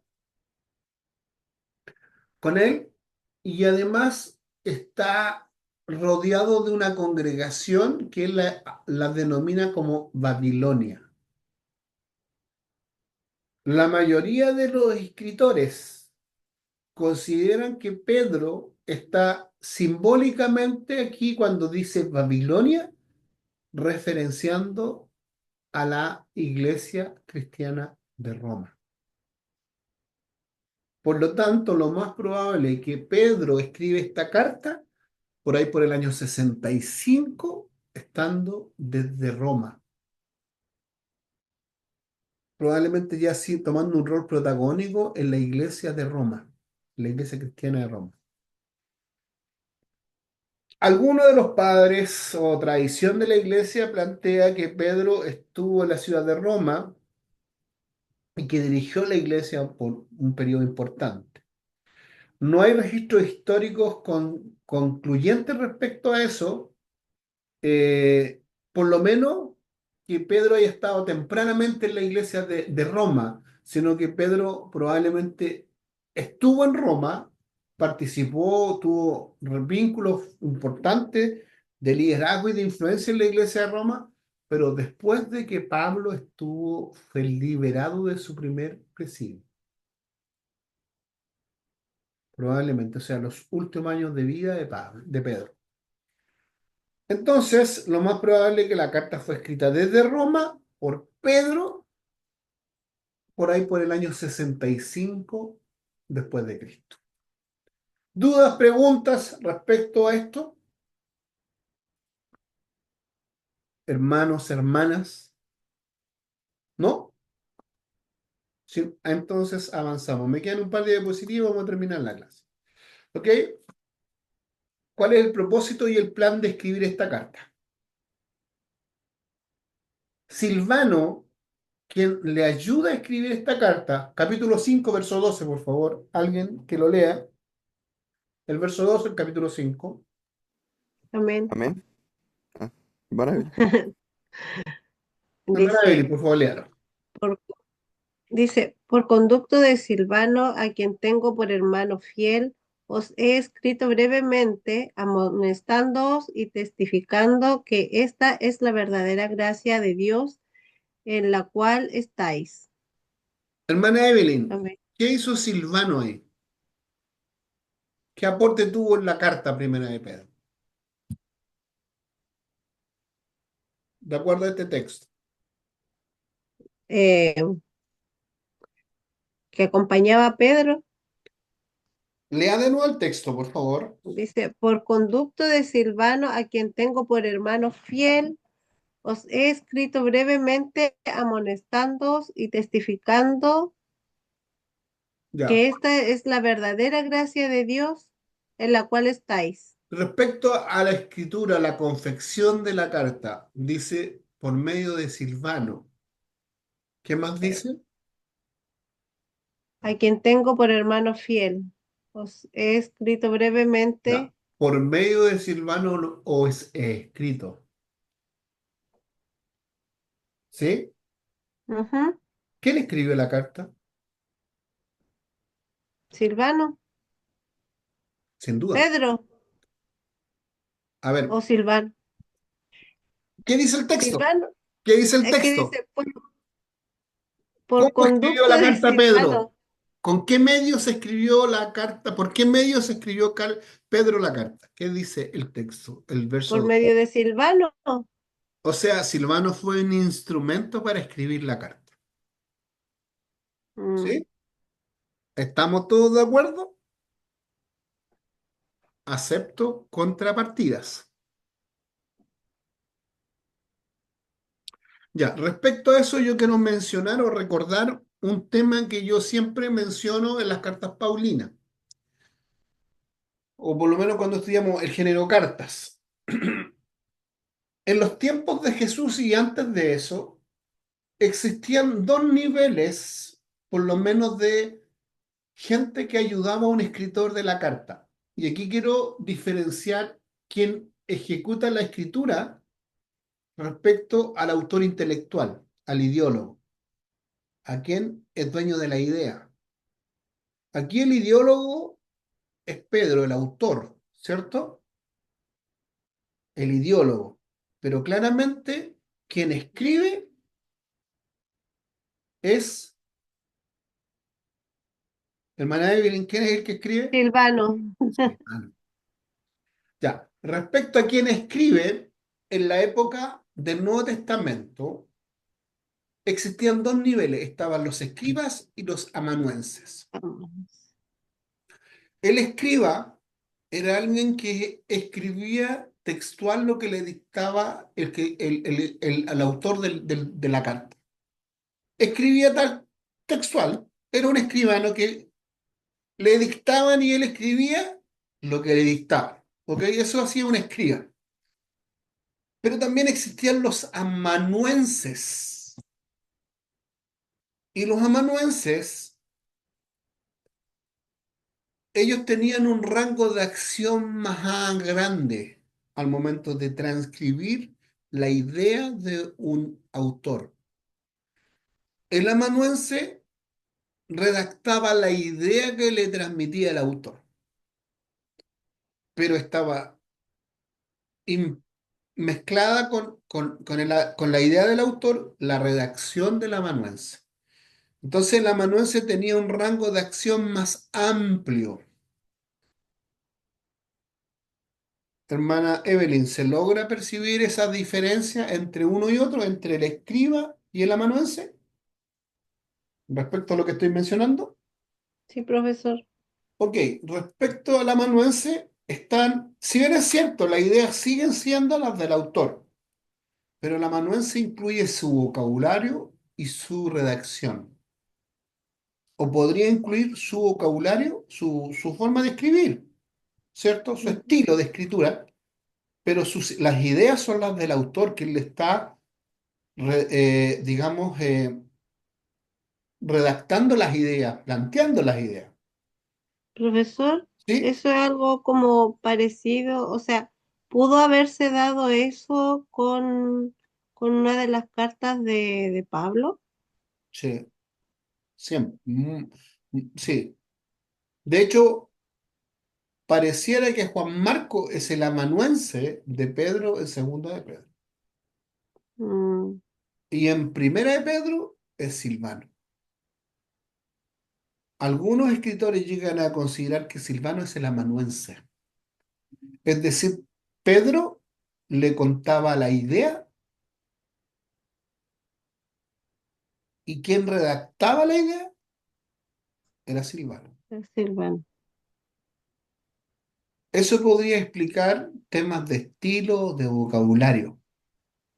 Los conceptos y las ideas son las de Pedro,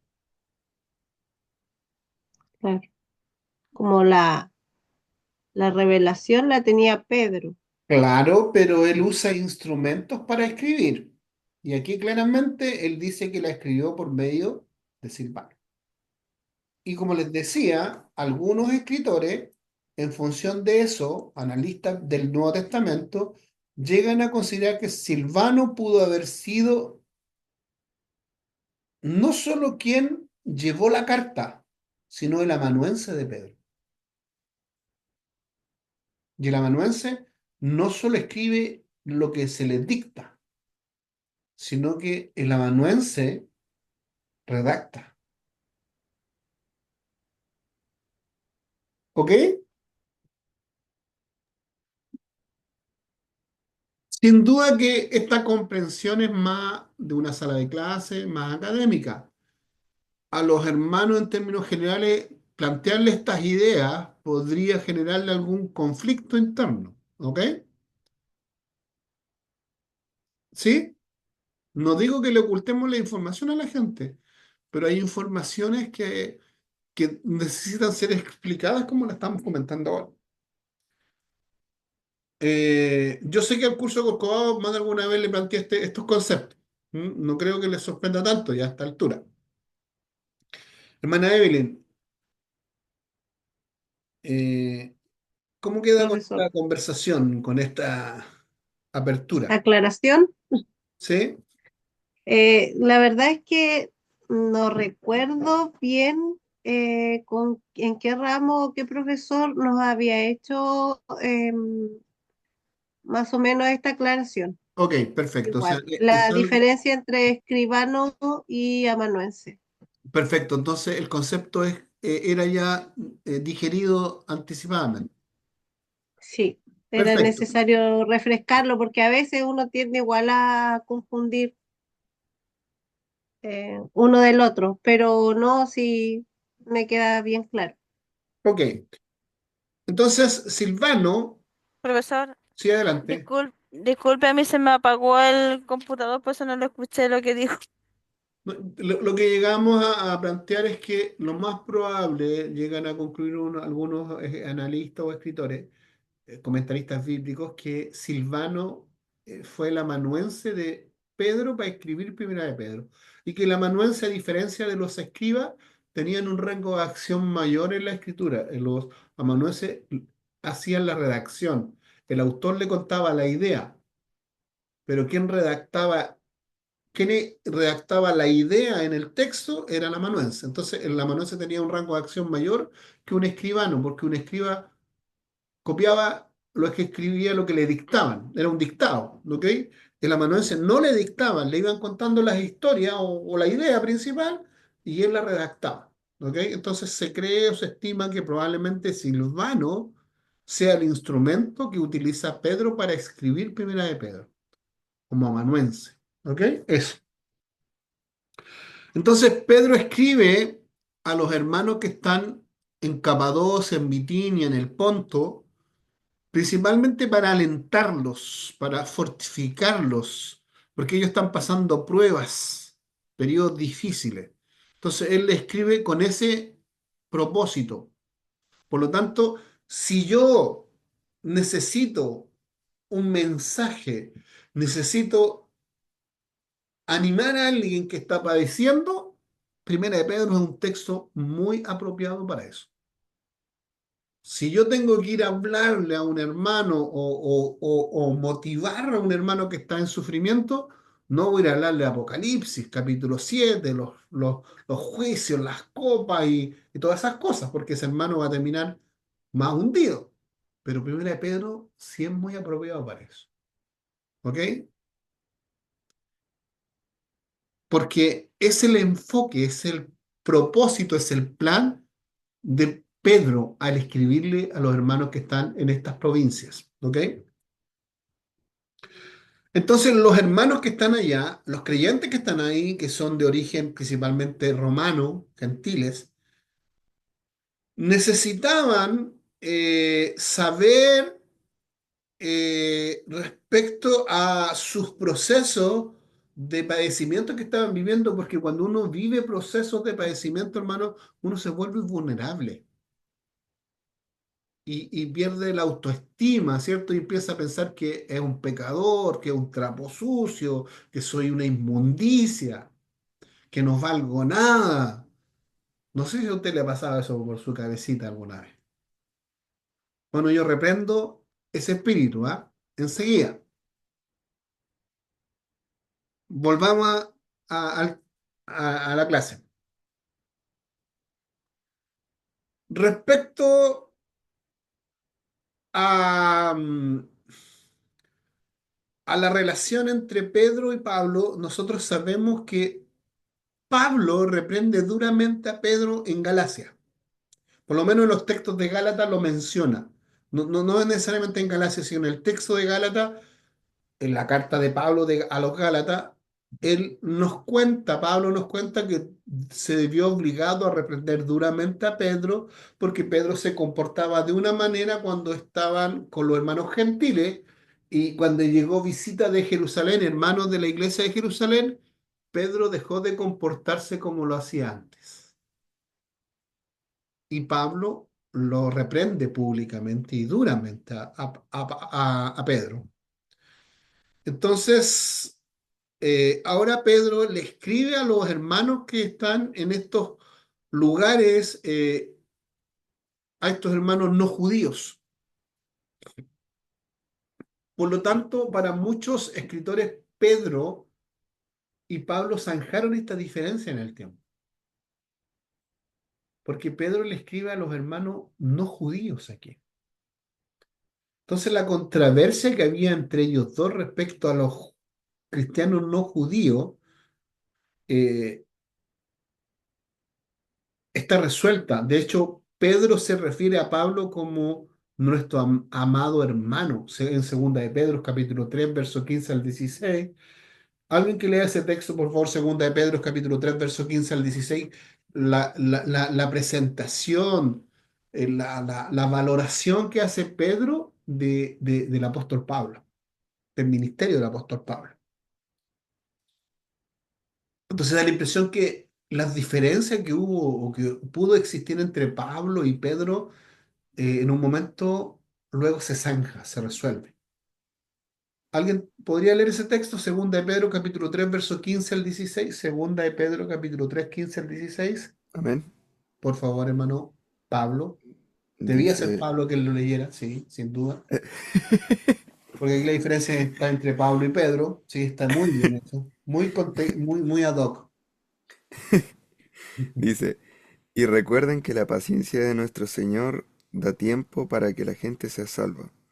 Esto es lo que nuestro amado hermano Pablo también les escribió con sabiduría que Dios le dio.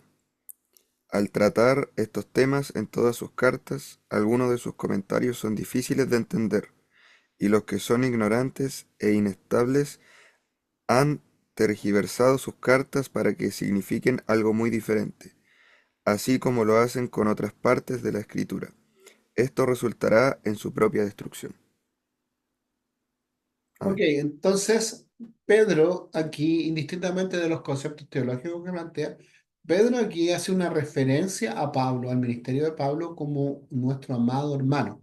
Entonces, estas, digamos, diferencias que hubieron en algún momento dado entre Pedro y Pablo, claramente en el tiempo rápidamente se resolvieron. Eh,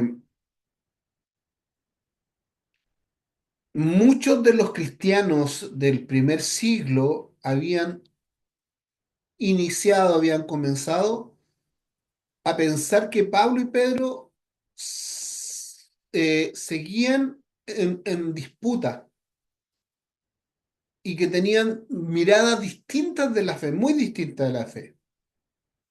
Algunos escritores creen que Pedro les escribe a estos hermanos justamente para también, a través de Silvano, ¿cierto? O Silas, que Silvano o Silas, que es la misma persona, que fue un compañero de Pablo.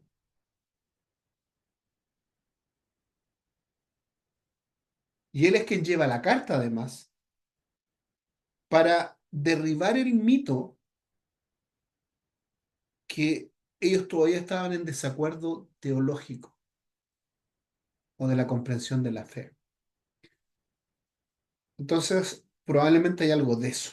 También hay algo de eso. O sea, no es el gran propósito, pero está dentro del, digamos, de la línea de la carta. ¿Ok? Algunas características especiales de la carta, algunas no las más relevantes. Podríamos decir que Lutero, el reformador, le da una clasificación a esta carta como una de las más nobles del Nuevo Testamento.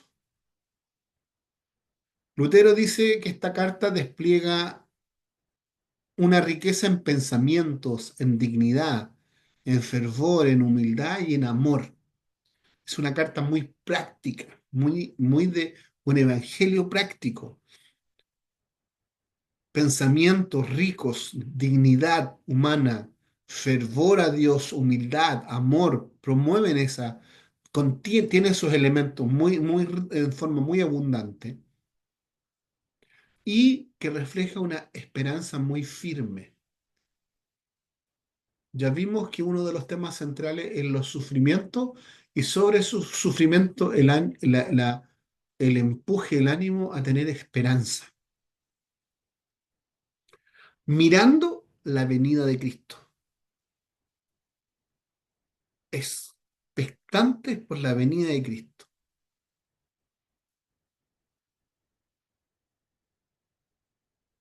Y también algunos ven que el texto de Pedro viene a exponer al cristianismo, a la fe cristiana, como un cumplimiento o una progresión del judaísmo, de las profecías del Antiguo Testamento. Y sin duda que el cristianismo tiene una herencia del judaísmo. No somos judíos, pero sí tenemos una herencia. El judaísmo o el relato del Antiguo Testamento es sombra y figura del Nuevo Testamento. Entonces sí hay una progresión, ¿ok? Y acá les propongo un bosquejo que este experto en Nuevo Testamento, eh, Clark dice, propone, primero estaría los saludos del capítulo 1, verso 1 al 2. Luego estaría un planteamiento de una certidumbre respecto a la herencia futura, del capítulo 1, verso 3 al verso 12. Luego la vida personal del creyente, cómo cuadra en la vida personal del creyente, del capítulo 1, verso 13 al capítulo 2, verso 10. Luego la vida social y doméstica, cómo cuadra del creyente, del capítulo 2, verso 11 al capítulo 3, verso 12. La fe y la conducta del creyente que está en procesos de persecución, del capítulo 3, verso 13 al capítulo 4, verso 6. Y la conducta y la actitud del creyente respecto al fin de todas las cosas, a la vida futura, del capítulo 4, verso 7 al capítulo 4, verso 19. Luego, el vínculo o relación que debe existir entre ancianos o líderes de iglesia y la congregación, capítulo 5, verso 1 al 11, y finalmente las conclusiones, que serían el capítulo 5, verso 12 al 14. Entonces, esta carta que tiene 5 capítulos, este es uno de los bosquejos planteados y es bastante bueno este bosquejo, en realidad, bastante contundente. Eso es lo que tenía para hoy día para ustedes. ¿Qué le ha parecido este estudio de primera de Pedro? No le escucho, hermano David. Muy interesante, Ok, muy interesante, muy ya. interesante porque refleja la madurez que tuvo el apóstol Pedro, Ujú. después de haberlo conocido, de cómo él empezó y quién fue anterior. Claro, un hombre impulsivo, un hombre muy ¿Sí? confiado de sí mismo, ahora un hombre humilde, está preocupado del Claro, o sea, él sufrimiento. habla mucho de la fe, de la esperanza y sobre todo habla de los procesos, como bien decía adelante usted, para poder entender a alguien en un proceso, para poder ponerme en su lugar, creo que yo primero debió haberlo vivido. Y creo que toda la experiencia que él tuvo desde antes, desde cuando él comenzó a ser apóstol de Cristo, de Jesús, vivió tantos procesos que le ayudaron para poder confeccionar esta epístola. Sí, es muy, está muy, miren, imagínense Pedro, este tipo confiado en sus capacidades, muy apresurado, acelerado, muy visceral así se dice, ¿cierto? Una persona que no analiza mucho, pero que toma decisiones viscerales desde los sentimientos, desde las emociones. Él dice a Jesús, yo te voy a seguir a cualquier lugar, ¿cierto? Y lo sigue el día que Jesús es tomado prisionero, pero estando ahí en donde las papas queman, dicho en términos no muy académicos, él cambió, ¿cierto? Y cuando el gallo cantó 3 veces, cosa que le había anunciado Jesús que lo iba a negar, Pedro se sintió un fracasado.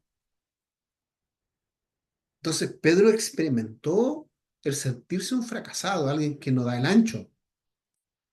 Entonces, cuando él está hablando a personas que están en esas experiencias y en las vivencias, lo hace desde una comprensión, desde sentirse podrido consigo mismo, sentirse, lo que yo decía en forma muy simpática antes, sentirse gusano, basura, sentirse que no di el ancho, sentirse que no logré los objetivos. Y a veces nosotros pensamos, hermanos, que el fracaso es el fin de mi vida. Y con Cristo Pedro pudo avanzar, pudo salir de esa situación y luego él está, a, digamos, animando, exhortando desde la vereda de la experiencia. Claro, es el lugar más doloroso, ¿ah? Lo que la palabra nos invita a tener, eh, a tener una precaución, a tener una sabiduría para evitar caer y tropezar los menos veces posible. Pero Pedro, que tuvo esas experiencias, que tuvo esa impronta de vida, luego fue madurándolas. El Espíritu Santo, la palabra, las experiencias que fue teniendo, le fueron dando un mayor peso de gloria. Entonces, hay esperanza para nosotros, ¿ok? Hay esperanza para nosotros. Eso es lo que quería contarle. Bueno, mencionar, ustedes ya entregaron la primera evaluación, ¿cierto? Que era la introducción a las epístolas generales. Yo les voy a enviar ahora una nueva trabajo que es respecto a la carta a los Hebreos y Santiago, ¿ok? Eso lo tienen que trabajar. Les voy a dar hasta la próxima semana para que lo desarrollen y me envíen sus respuestas. Va a ser respecto a Hebreos y Santiago. ¿Ok? ¿Tienen las diapositivas? ¿Tienen el material de Hebreo y Santiago? Si no, me escriben y se las reenvío. Voy a revisarlo también yo de todas formas. ¿Ok? Les envío el libro de patrística para que tengan. Es un libro de lectura adicional, no es una lectura que van a necesitar para los exámenes ni para las tareas, sino complementario, porque nosotros hemos hablado harto de los padres de la iglesia y probablemente las ideas queden un poco sueltas en ustedes. Entonces, por eso me interesaba un poquito que sepan de este libro. Como les digo, es un libro escrito por un escritor católico, eh, Ramón Trevijano, pero él es un historiador, es una persona que va a hablar de la historia y además va a hablar de un periodo de la iglesia, la patrística, cuando la iglesia era una sola. No había diferencia entre católicos ni protestantes, ¿ok? Así que no es algo, digamos, la patrología, la patrística, no es algo que nos separe, es algo que es antes de esta división de la iglesia, de iglesia católica y protestante, ¿ok? Pero es solo complementaria, no es para la tarea, ni para el trabajo, ni para el examen, ¿ok? ¿Dudas, preguntas, algo que me quieran decir, reclamos, sugerencias respecto a esta materia de epístolas generales? Que ya estamos terminando, estamos a punto de orar y terminar, faltaría la última evaluación solamente. Gusto a poco, mucho, Pero bueno. Sí, opiniones. nos faltó segunda de Pedro y Judas. Sí, profesor. Eh, bueno, ¿qué les pareció este caminar por los textos no paulinos, las cartas no paulinas? Yo estoy seguro que esos conceptos ustedes todavía no los digerían, porque son conceptos que se van aprendiendo en estas instancias. Reforzamos. Ahora, ¿logran ustedes reconocer el texto paulino del texto no paulino? ¿O todavía les complica un poquito eso?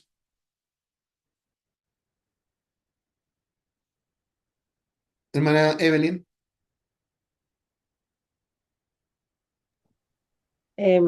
Bueno, yo como le decía el otro día, me cuesta un poco todavía reconocer, tal vez más lectura, leer un poco más, me ayudaría bastante. Debo reconocer igual que no soy muy, muy, muy buena lectora, me cuesta un poco leer. Eh, pero lo voy a intentar. Voy a tratar de leer un poco más. Como le digo, me cuesta un poco. Puede sonar como excusa, pero a veces sí, falta de tiempo, pero cuando he tenido el tiempo, me cuesta hacerlo. Pero sí, le iba a decir que destacar que nosotros, nuestro curso tomó esta asignatura el año pasado y no voy a decir con qué profesor, pero sí es muy diferente. Para mí, honestamente, es como que si tomé recién ahora el ramo.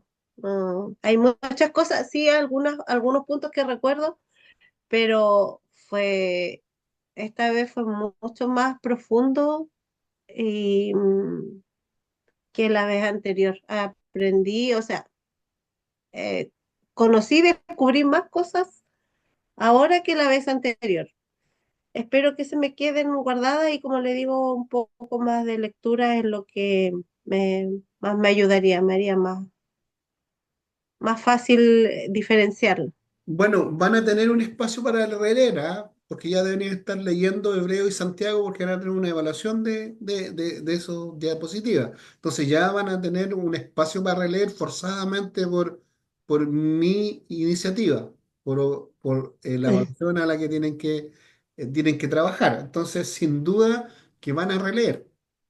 Sí, es que como Eh, le decía el otro día, hay muchas veces que, disculpe, que he leído los libros, eh, pero con otra perspectiva, o sea, no con la visión que ahora uno está tomando, con los conocimientos que uno ahora está adquiriendo, que ahora sí le da otro enfoque, otro gustito a la lectura. Se hace la diferencia bueno, yo tengo que admitir que soy bastante intenso para mis clases. Tengo que admitirlo. A veces les complica y al es alumno, favorable. a veces les complica al alumno esa intensidad, ¿ok? Pero ustedes son alumnos ya avanzados, por lo tanto creo que me puedo dar esos gustos, ¿ah? De subir el nivel de la conversación, de subir el lenguaje más teológico, más académico, porque no son alumnos de primer año, estas materias se estudian un poquito más avanzadas. Por lo tanto, también debiéramos reconocer que ustedes ya con el avance que han tenido y como les he dicho siempre a los alumnos que parten el primer año, las primeras clases que a veces me toca hacer a los cursos nuevos, hace rato que no le hago clase a un curso nuevo, pero cuando lo he tenido la oportunidad, eh, les planteo que no solo van a aprender Biblia y teología, sino que también va a haber un desarrollo intelectivo, porque el cerebro es un músculo y como lo vamos a empezar a trabajar, a ejercitar, va a haber un desarrollo intelectual en ustedes. Sin duda que sí. O sea, a lo mejor no es el gran propósito del curso, el propósito del curso es más bíblico, teológico, pero sin duda que se va a desarrollar una sabiduría en ustedes, una complexión lectora, porque van a leer más, y eso es natural, eso va a suceder, y debiera suceder, es natural. Y lo otro que debiera suceder es el deseo de aprender, el amor por las escrituras. Y van a terminar como su profesor comprando libros, ampliando la biblioteca. Ya tengo una oficina donde me instalo a trabajar, a leer. Por lo tanto, eso es natural, eso va a ir pasando. ¿Ok? Así que los animo para allá. ¿Alguien quiera plantear algo más? Agradezco las palabras de la hermana Evelyn, no me siento merecedor de esas palabras. Yo creo que sencillamente tuve la oportunidad de recordarles cosas, eh, y probablemente cuando todos estudiamos la primera vez, el cerebro va adquiriendo cierto conocimiento, pero ya la segunda vez hay una apertura distinta. Por lo tanto, no creo que pase porque mi técnica sea mejor que la del otro profesor. Yo creo que pasa más porque eh, ah, los pillo en segunda vuelta a ustedes. Básicamente por eso yo creo que es más sencillo. ¿Ok? Eh, con más experiencia, con más conocimiento, con más apertura, con más manejo de distintos temas bíblicos y teológicos. ¿Eso? ¿Alguien quiere comentar algo?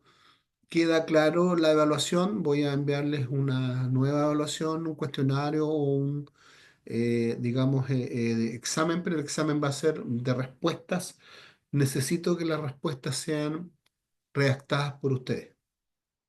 Si bien es cierto, van a usar lo técnico que está, lo teológico, bíblico que está en las diapositivas, pero el encapsulado, el envoltorio. La base va a ser el contenido bíblico teológico que aprendimos en clase y que están en las diapositivas, pero el envoltorio, la redacción, la conexión de estos temas, propia e individual. ¿Ok? Tenemos que ser amanuenses. Exacto. La idea está ahí, justamente, la idea está ahí, pero el trabajo va a ser, por eso se los di libre, o sea, ustedes van a dedicar la hora que ustedes requieran a responder las 7 preguntas, 8 preguntas, ¿ok? Y es un periodo rico, ¿ah? Un periodo de relectura. Véanlo así, como un proceso de relectura que va a permitir que se consolide el conocimiento en ustedes. Eso, véanlo de esa manera, porque ese es el objetivo, o por lo menos mi objetivo. Mi objetivo es que ustedes aprendan. Les animo respecto a iniciar nuevas clases. Yo lamentablemente, para los hermanos de Corcovado, que debería tomar, entiendo, diplomado en teología, de forma presencial los días viernes, yo estoy con clase los días viernes y me quedan 2 viernes con clase, este y el próximo. Por lo tanto, no podríamos partir con las clases por mi agenda personal antes del 18 de abril, porque yo el 11, perdón, el 4 y el 11 tengo clase con otro curso, ya me comprometí. De hecho, los viernes hago 2 clases. Hago una para España a las 4 de la tarde y a las 7:30 me conecto con un curso de diplomado juvenil. Estoy haciendo clases de discipulado ahí, ¿ok? Clases de discipulado a líderes de jóvenes.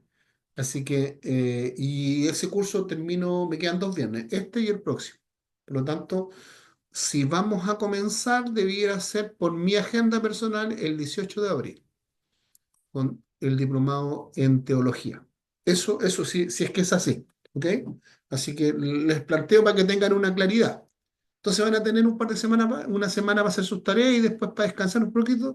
Y después viene lo bueno, viene teología y ahí ya vamos a empezar con teología contemporánea, teología sistemática, algo de exégesis, algo de interpretación bíblica. Se pone interesante. ¿Ok? Eso. Si no hay más dudas, más planteamientos, oramos al Señor para que ustedes puedan volver a sus actividades personales. De verdad, yo me siento bendecido de poder trabajar con ustedes. Fue intenso, pero me he sentido bendecido y contento de poder estar terminando este ciclo. Me quedaría solo enviarle la evaluación para que ustedes la trabajen y obviamente después entregarles sus calificaciones. ¿Ok? Que espero tenerlo de aquí a 2 semanas todo listo.